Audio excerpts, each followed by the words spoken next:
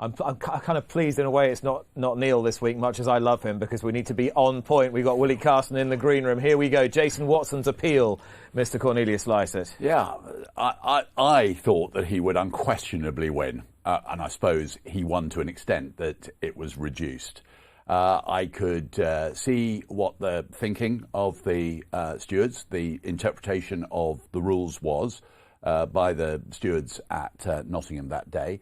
I didn't think it showed a massive amount of flexibility. It didn't show a massive amount of interpreting and being horse people that interpret the rules, which is the idea of the game.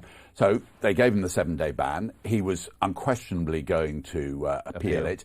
He used the expression "victimised" in that Twitter posting, which perhaps on reflection he wouldn't do if he could go and do it all over again, because in fact at Newbury something similar had happened and he hadn't on that occasion been penalised. Yeah, I just think that was the smoking gun for me, and I'm surprised that Rory McNeice his brief couldn't make that stick in the legal argument that at Newbury Jason Watson had done essentially exactly the same thing. The Newbury stewards had asked him, and they'd noted the explanation and not punished him. Yet 3 days later at Nottingham.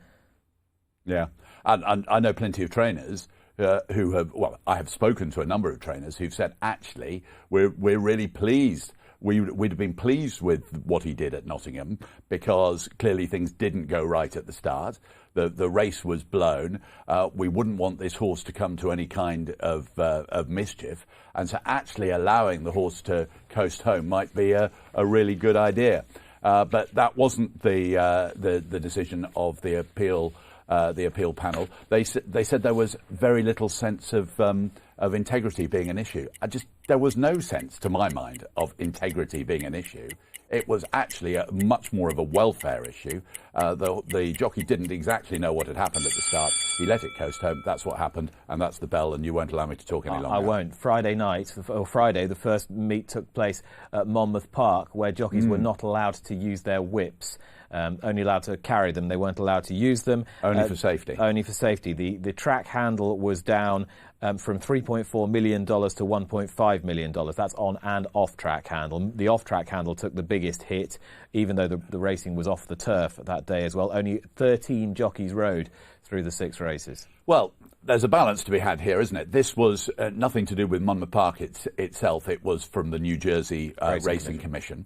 And the New Jersey Racing Commission, as I dare say racing commissions across the United States and their equivalents across the world, are under a certain amount or considerable pressure as regards use of the whip or the crop or whatever you want to call it. The balance is that you can say, right, we're going to please one set of spectators or viewers of what's going on by saying the whip will only be used for safety grounds, and we're going to hit the jockeys hard.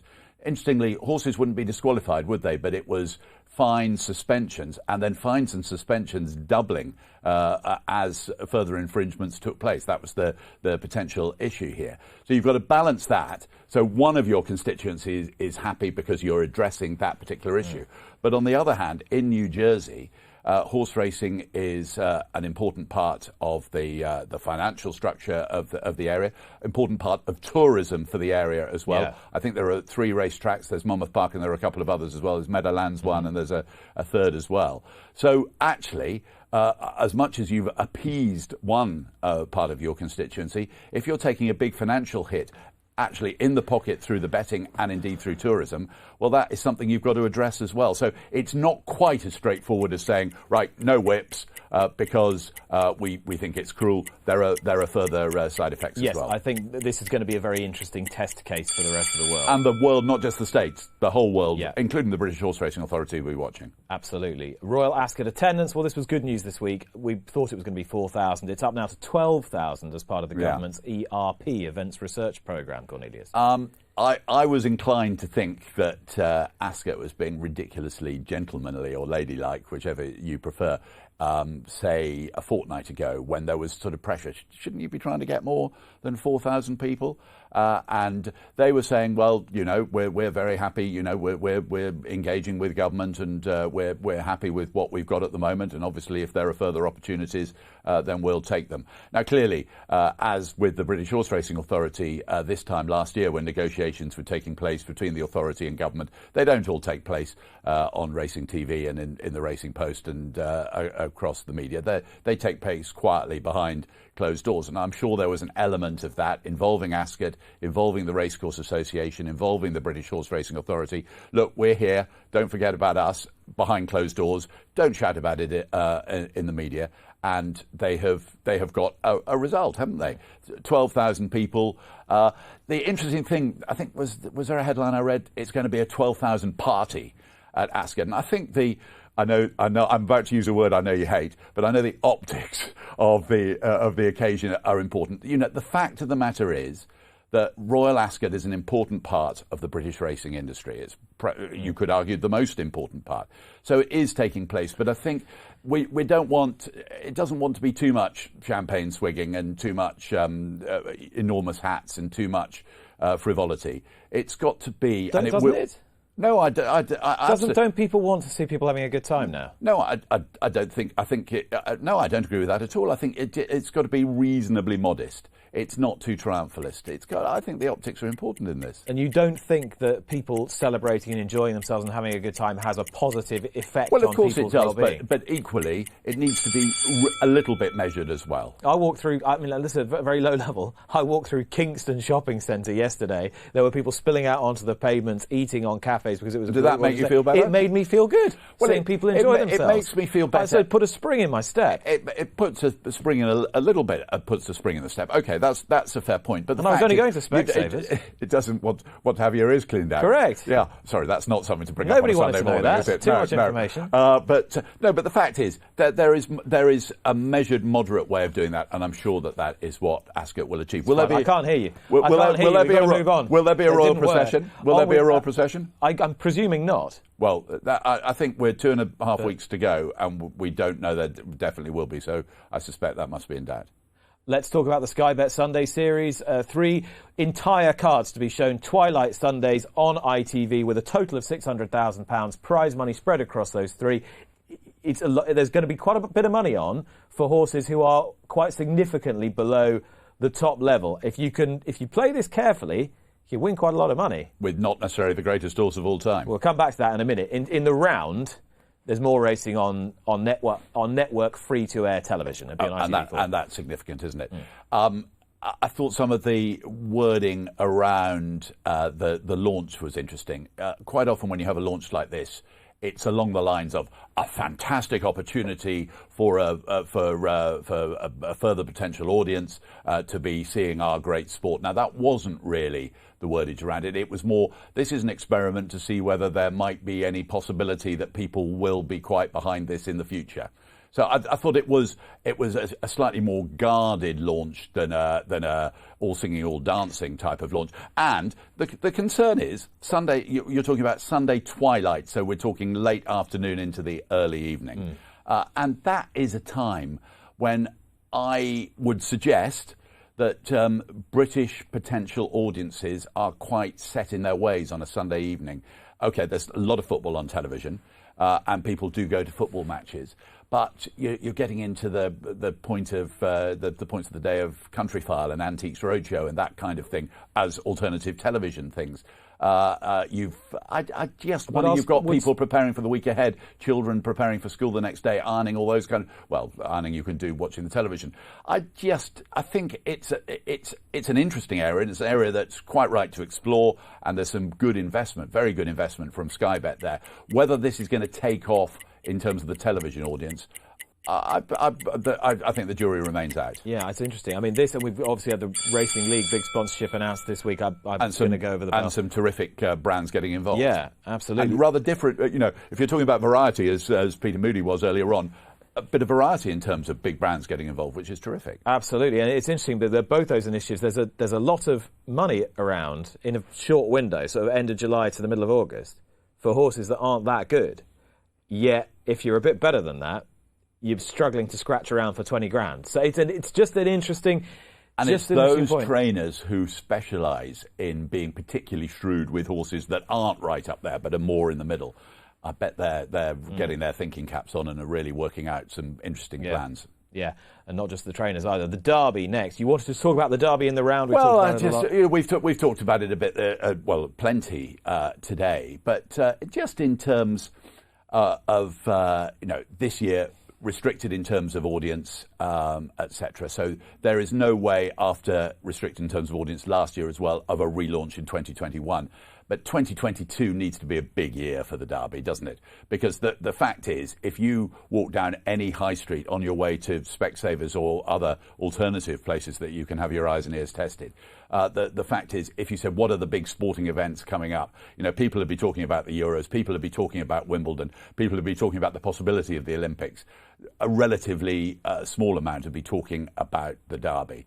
So the Derby needs a boost, whether it's a Wednesday, as Jamie was just saying. Jamie was talking about... That's not going to happen. That's not going to happen. Also, he is talking, as indeed do lots of people who are supporters of Wednesdays, about the derbies of their youth. Well, the derbies of the 70s and 80s are the derbies of yesteryear. We're in a quite different era now. So we're not going to have a Wednesday derby. London's not going to come to a halt to watch the derby.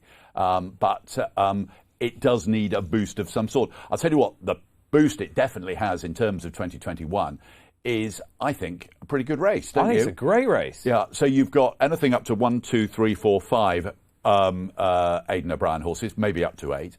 But you've also got plenty. You've got good Godolphin input into the race. You've got good William Haggas potential input. Andrew Balding, 50 years after Mill Reef. John Leaper for Ed Dunlop and the Dunlop family would be a spectacular runner, and several other runners too. So I think from that point of view, it's a really exciting race that we have next Saturday afternoon. Who would you like to see win?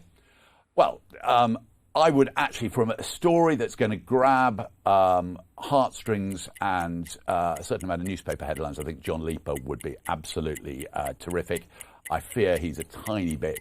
He's probably one race too inexperienced, but he did quite impress when winning at Newmarket the other day, and that things didn't go right, but he still won well. And John Leaper, named for John Leaper Dunlop, and the man who rode 2 of his Derby winners, Willie Carson, is going to join me in this studio very shortly. Robert Tartt has made an amazing comeback to the saddle after 4 years away, formerly part of the John Gosden team. He was riding a winner yesterday, Cornelius for Jane Chapel-Hyam at Chester.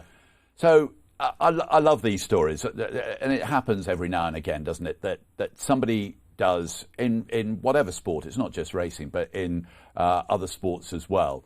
You have a situation where a guy gets going and doesn't do at all badly, and Robert Tartt did pretty well riding some horses for John Gosden in the past, and then it became a little bit too much for him, and he walked away from the sport. He wanted what was best for himself and for his family as well.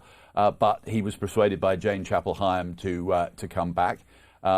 His mind is in order at the moment, and he couldn't have made a much more triumphant return than coming back with a winner. So those type of stories are really heartwarming, I think. That you start on the upward trajectory. It doesn't all go well. Look at Frankie Dettori. He started really well, then things got less good for him for a time, and then off he went again. And that's been much spoken of this week because the support of Barney Curley was very much part of that for him in the 90s. And lots of other people as well. You're not always A.P. McCoy just going like that. And I think you get a lovely sporting story like this. So Robert Tartt, he's overcome some of his problems. He's back in the saddle. He's back with a winner. And in a week when actually we've seen a couple of notable retirements, with Ryan Day retiring from National Hunt Racing. Lovely interview with Lucy Barry. Lucy, with Lucy Barry at Warwick this week as well, when she decided, it's good that those stories, and perhaps they'll be back. Who knows? We'll find out. But I love a sort of sporting story of returning. Yeah, Robert Tartt, who came back with a winner yesterday. You wanted to talk about Sheen Murphy's too? Well, he was helped out by Sam Whaley-Cohen. Well, that's not what I wanted to talk. I'm a big admirer of Oisin Murphy, and I should have mentioned earlier on when we were talking about the King's Clear operation and people that started in the operation, grew in the operation, and still very much supported, and Oisin's very much part of that operation. But he gave up some rides day before yesterday because of toothache. Mm-hmm. And he was quoted by the Racing Post in the build up to racing at Haydock yesterday. I'm going to struggle. I'm obviously, it's my tone of voice for his words, but I'm going to struggle on despite the toothache, this terrible toothache. Now, toothache's awful, and that toothache that seems to just completely envelop your head is absolutely horrible. But I slightly feel that somebody as socially media and modern day aware as Oisin might just have said he wasn't feeling great or something like that. But it does look a little bit ridiculous. Does it? Don't you think? Well, as you just said, toothache can be incredibly painful. Yeah, I know, but when you've got a lot of people in the world who are not feeling great for one reason or another at the moment. No, and there are jump jockeys taking falls on a daily basis. I think that wasn't a great line from Oisin. I think Oisin's come up with some brilliant lines, but that is not one of them. Shouldn't we all be a bit more like Oisin Murphy and a bit less like these jump jockeys who want to try and ride with broken collarbones and whatnot? Well, aren't we supposed to be more in touch with what our body's telling us? You know, this is contact sport. This is not contact. Well, it's not contact sport. This is contact with horses sport. But this is only contact with the ground. Or contact with the ground sport. But this is a tough sport, and I just don't think that was a great line. Are you calling the champion jockey a wuss? I'm not calling anybody a wuss, and certainly not Oisin. But I just wonder whether if he could go back to Friday lunchtime, he might choose his words a bit differently. And the Racing Post, but I'll tell you what. But the trade paper ended up doing a story about racing rallying around Oisin because Paddy Brennan, a toothless picture of Paddy Brennan appeared on social media, and then he brought in Sam Whaley-Cohen, who's got a big dentistry business, to say he could help. I just thought the optics or but I personally didn't think it was a great line. Hard man. But having said that, in terms of riding at the moment, Oisin, lots of ticks. But in terms of toothache, no thanks. I'm sure Oisin will feel very reassured by your approval of his riding talents. Those were this week's talking points.